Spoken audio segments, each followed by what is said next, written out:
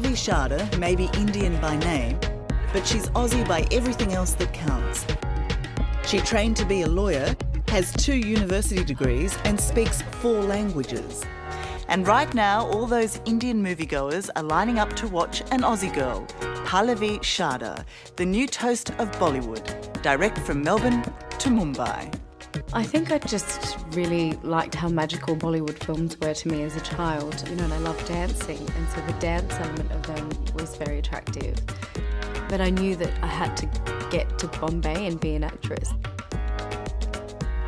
Bollywood is incredibly important for Indian people who don't live within India because it helps us learn our language and learn about our culture. So I hope I can be part of that cultural creation. I'm a Bharatanatyam dancer and a freestyle movement artist. I think when I'm dancing, it's the one time that I really feel free.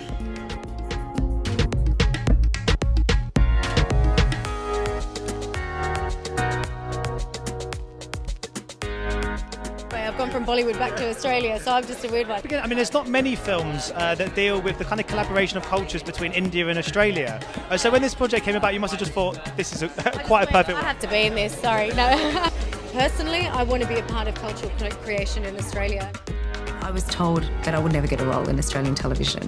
And I think it's really ironic that being born and brought up in Australia, I've had an entire career in Mumbai and Bollywood, and have now come back to really commence a career in Australia because now it's possible.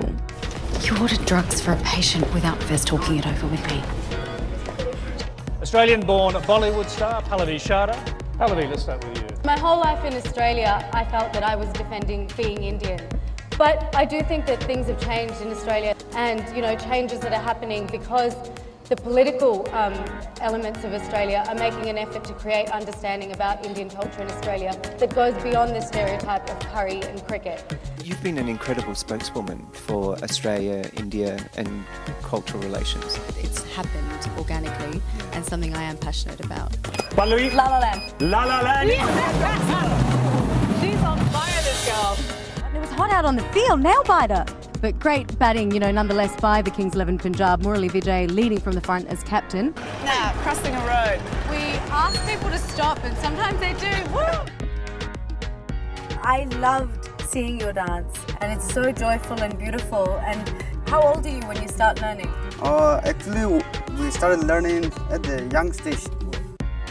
I think I have 2 homes now, but I still, if I'm asked to think of where home is, it's definitely Australia.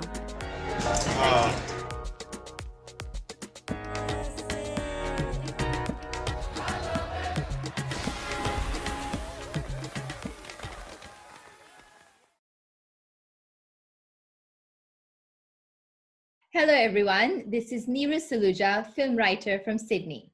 Today with us we have film producer Ana Tiwary, who will be talking to the audience of Vishwarang on the topic Cinema Beyond Identity.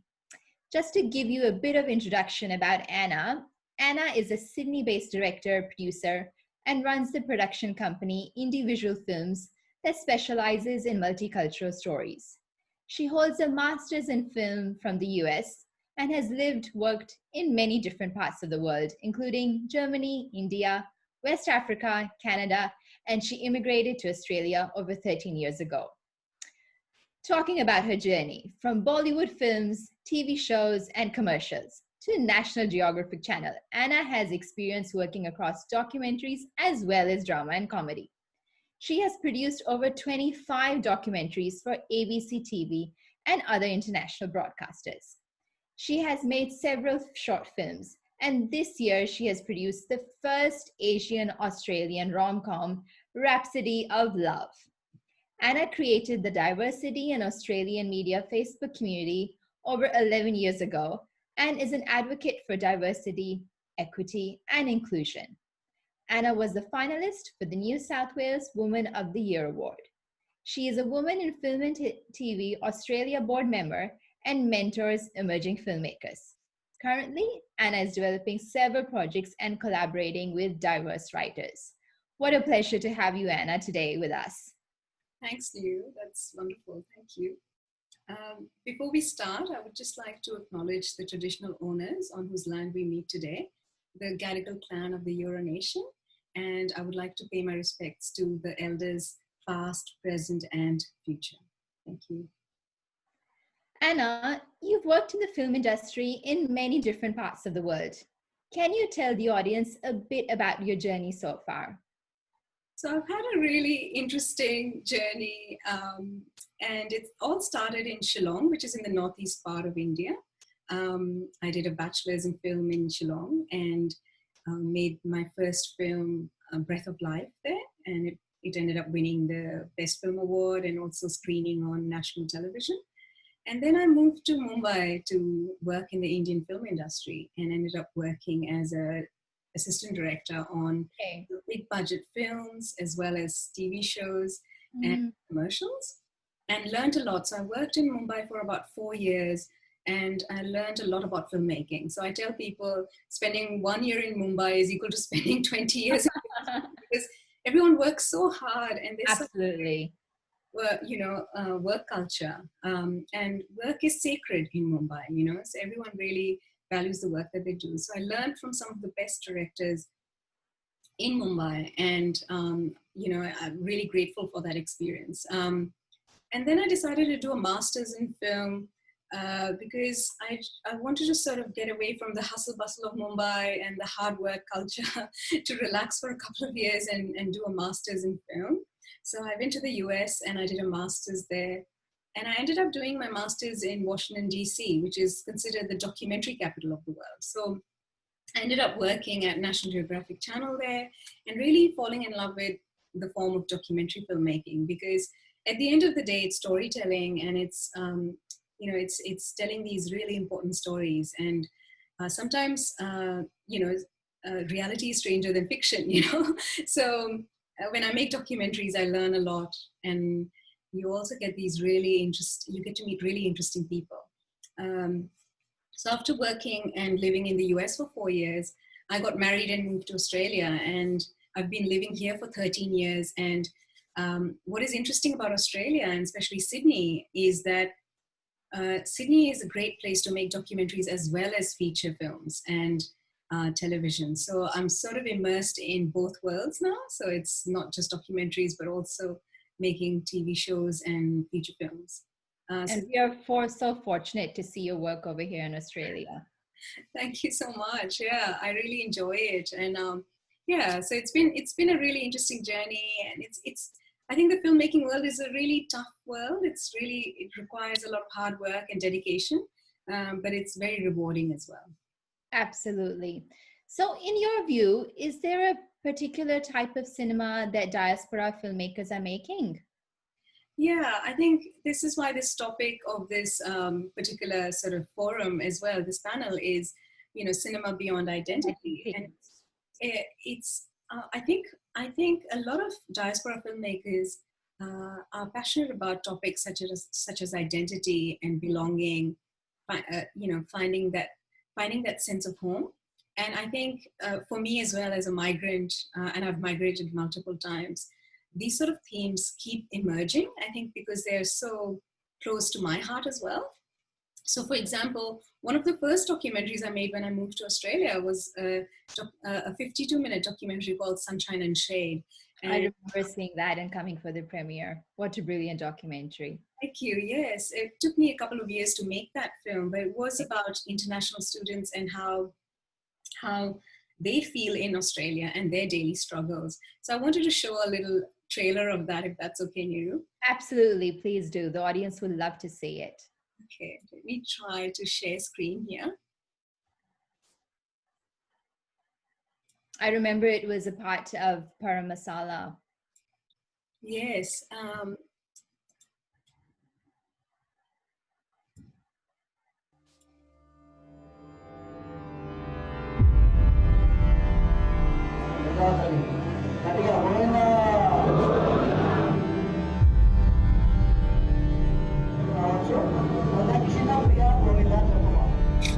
It adds so much to the student experience when you're interacting with the local community and just trying to understand their culture. I don't think any international student would come to a different country just to study. The main issue facing international students is safety. Of course, there's also working conditions, housing and rent. My name is Kanish Kumar. I came to Australia to study MBA and Master of Marketing at the University of Newcastle. We just came here for PR, permanent residency. What can you really expect? What sort of job can you get with your level of qualification and skill? I applied for over 60 jobs. I would get up with rejection emails probably every day. We have wasted too much money to came here. How we can go back? I've got my first job interview here in Australia. Don't know what's going to happen. A story remains replete, untold from a perspective cloudy and hazed. Seasons change but clouds delay, spells of sunshine for the shade. Students have a lot to give to this country. You know, I don't care where you're from. If you're coming here to make our society a better place, then you're welcome.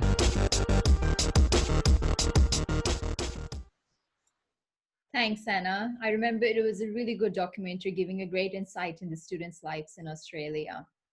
Yeah, and so as you can see with Sunshine and Shade, it touches on a topic that the news had covered a lot, but nobody had done an in-depth report on it. And I think migrant filmmakers feel the pressure as well and the responsibility to tell migrant stories, because the mainstream media is not really touching on those stories or don't have access to those stories. Or sometimes a lot of the mainstream filmmakers from the dominant culture just are not aware of the problems that migrants face. So in a way, migrant filmmakers have that responsibility to sort of bring forward these sort of issues that nobody else is, these are untold stories. I think that's why it's important. Yeah, so this is how it started in terms of these themes that you were saying, that around identity and around the struggle and around also the good things. This is why it's called Sunshine and Shade, because there's the good as well as the struggle. The good and the bad also, yeah. So talking about Sunshine and Shade, are you planning to explore more themes like that through your work or any other new themes? Yes, definitely. And I think Sunshine and Shade was about migrating, like students that come here from India and are quite new. But then I'm also interested in the experience of second generation migrants. So for example, the next generation. So for example, your daughter or my daughter, like their experiences. So it's basically the migrant community here and the new generation and what they're going through and what changes are they seeing. So there was a documentary that I made about 3 years ago called Turban Legends. And I remember that one also. Yeah, so Turban Legends was also, I spent a lot of time with the Sikh community, really understanding what the young Sikhs are going through in terms of identity. So what is interesting in the Sikh community in Australia is that the new generation is really embracing Sikh religion and culture again. So in between, there was a phase when people wanted to assimilate. So the previous generation wanted to really merge into white Australia and assimilate, whereas the new generation has this newfound confidence, as well as with the global connections that we have through social media, that now young Sikhs are happy to wear their turbans and proud to be called Sikhs. And newfound confidence in the migrant community. So this documentary sort of celebrates the success of the new generation of Sikhs in Australia. So I'll show a little clip of that, if that's okay. Please do.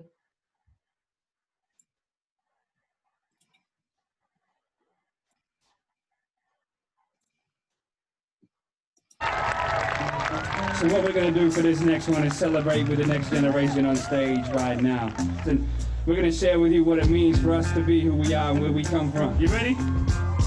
Let me hear you say, I am Shane. Young Sikh people in Australia experience definitely identity issues. Where do I belong? Where do I fit? How do I fit? Learning about my history, learning about my ancestors, their bravery, their faith, that really made me question why I wasn't embracing my identity. And I felt like I'd been given a treasure on a plate and I just turned my back to it. puts a bit of pressure on us to be good role models. To me, it doesn't matter if I'm, brown, I'm Indian, or if I was just white and Australian, or whatever it is. I've learnt that to other people it does matter, so it's really good to see kids come up and say, it's because of you, I'm playing cricket, you're my favourite player, and I want to be like you, or whatever it is. You'll see that turban. It belongs here in suburban Melbourne to Perth. It says, hey mate, we're all equal on earth. I wouldn't be a Sikh today if it wasn't me that was driving it. If it was my parents' choice, or if it was society's choice, and they were forcing me to be a good Sikh girl, dude, that doesn't last. I was given that room to explore, to question, and be able to create a being that is ultimately fearless and free.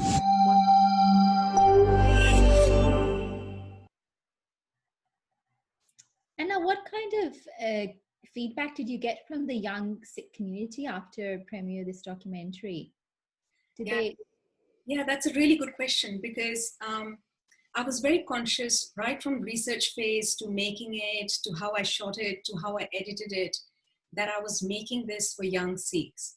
I was not making it for wide audiences, really. I mean, there was that element of educating the mainstream audiences. But for me, what was really important was to make something that young Sikhs can watch and say, yeah, that's me. And I think that's the sort of feedback we got. For example, Sikh Youth Australia, which is a group here, sent a really beautiful message saying that I had managed to capture something quite authentically in that experience. And it happened because I'd done extensive research for a whole year, just talking to a lot of Sikh leaders at Gurudwaras, in different community groups, and just understanding, and young Sikhs. So I attended the Sikh youth camp, went and spoke to a lot of young Sikh kids, and I also brought on board a young Sikh girl called Simran Gill, who I brought on board as an associate producer on this documentary, to make sure that I was on the right track. And what I was hearing was a lot of diverse viewpoints, and every community is so diverse. So including Sikhs who wear turbans, who don't wear turbans, who are, sort of more traditional Sikhs, as well as, so a whole spectrum. And I try to include as many voices as possible and different styles of wearing the turban and just embracing it all. And I think I was really amazed at how positive the feedback was. So that was really good to see. And there's a huge need for such programs to be made that celebrate young migrants. And we aren't doing enough of that in Australia at the moment.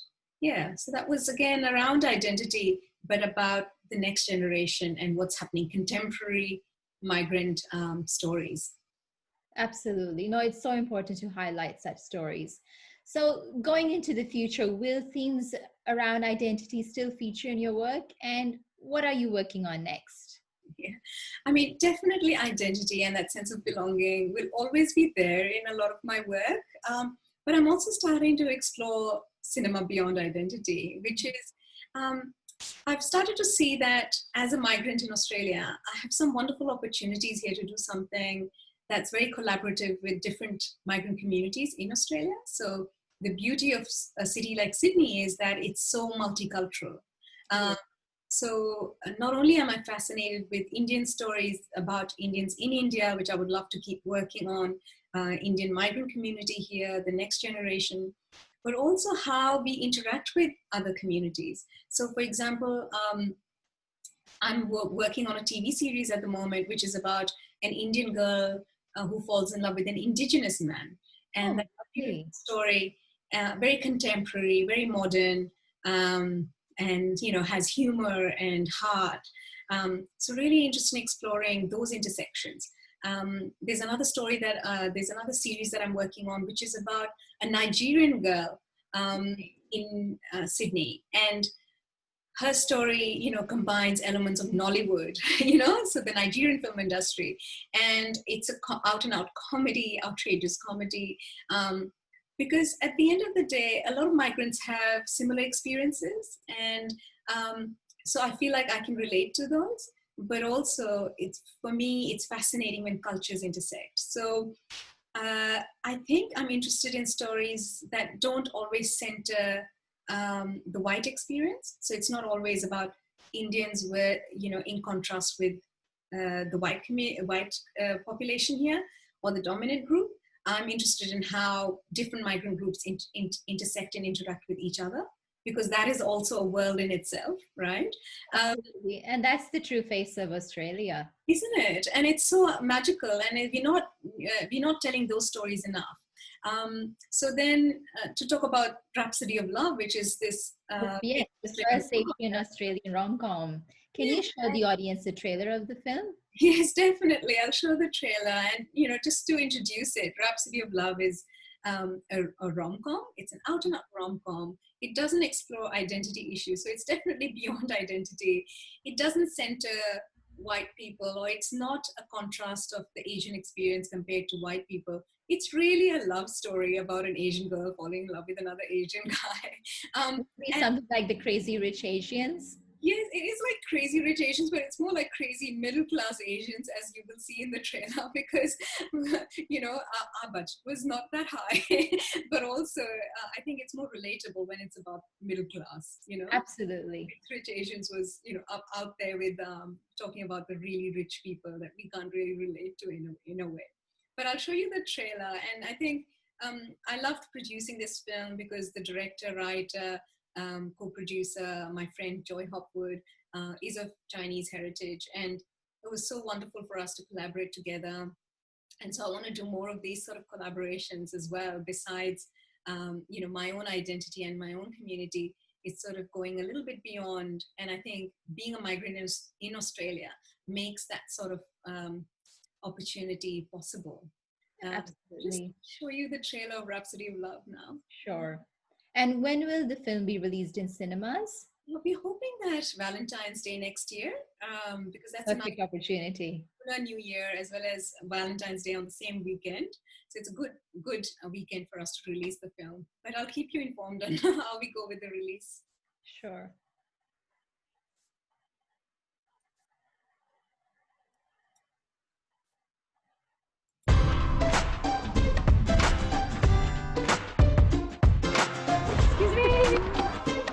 I don't think I can do this. Look at me. Dear mother. I can get you a juice and maybe my number. What's your name? Hugh, as in humongous.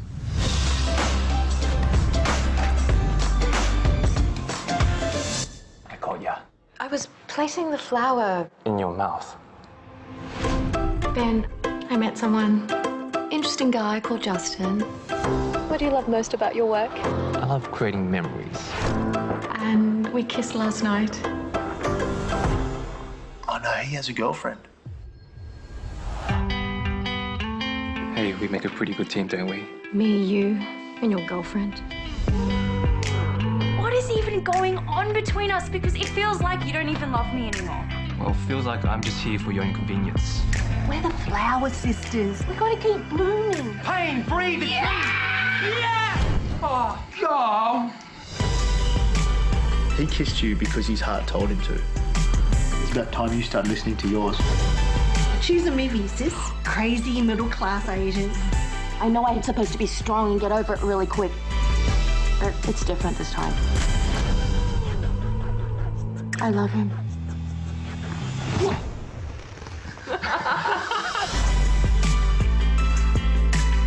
Hugh, sorry, this is Jess. Can I order? Oh, I'm sorry, I'm not on the menu.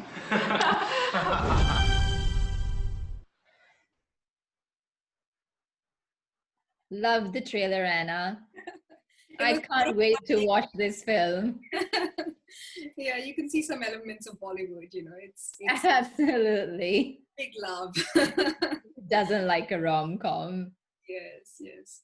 Amazing work. Thank you so much, Anna, for your time today. Yeah, that was a lot of fun. Thank you so much. And thanks to the audience of Vishwarang who's watching this today. Thank you.